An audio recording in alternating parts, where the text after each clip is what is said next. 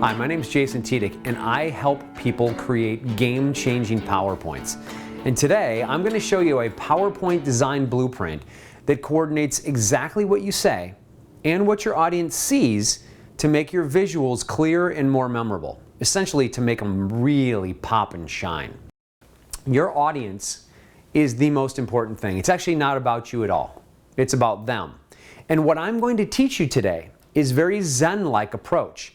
And for PowerPoints is how to make it pop for them so that they get it. So that even if you're the expert and you know all your stuff, it comes across to them like simple. But first, let's talk about how to map out your message. Look at this figure up here on the screen. This is an anthropology slide. You'll see it on page 3 in your workbook. But this is a real slide I saw from a real presenter that actually did a PowerPoint slideshow about anthropology. Now what's interesting is this slideshow that this guy did could literally be read word for word. He could stand, and he did. He actually stood up there and said, anthropology, the definition is it's the science that deals with the origins, physical and cultural development, biological characteristics, and social customs and beliefs of humankind. He literally read this. What is this really? This is just his notes. It's his notes stuck on a slide so that he doesn't have to remember how to do this. He doesn't have to know how to present effectively. And his audience, well, I bet you can guess what happened. They were put to sleep. Most of them left before it was over. The ones that were there were checking emails, were surfing the web, basically weren't paying attention to him at all. Well, what's the problem with this? Well, he broke the rule that I told you he can't break. He used it as a crutch.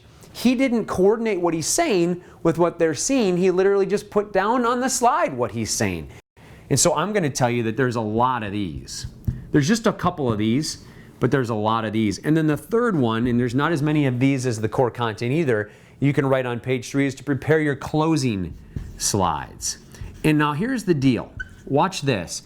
If you look up here, you're going to write this with me on page 3, but if you look up here on this board, you can see that in this first section, map out your message. So basically, lesson 1 of this entire program is going to teach you how to set up your opening slides, your core content slides, and your closing slides.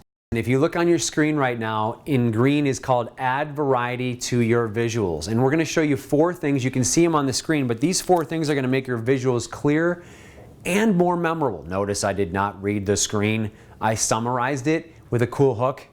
Did you hear my hook? I'm going to show you how to make the visuals clear and more memorable. What I'm going to show you today is a universal technique, a universal way to build slideshows from the ground up, to build any visuals from the ground up, whether you use PowerPoint, whether you use Camtasia, whatever it is you use, that's going to allow this presentation that you give, this speaking, this talk, whatever it is that you give, this speech that you give, to just come alive for them.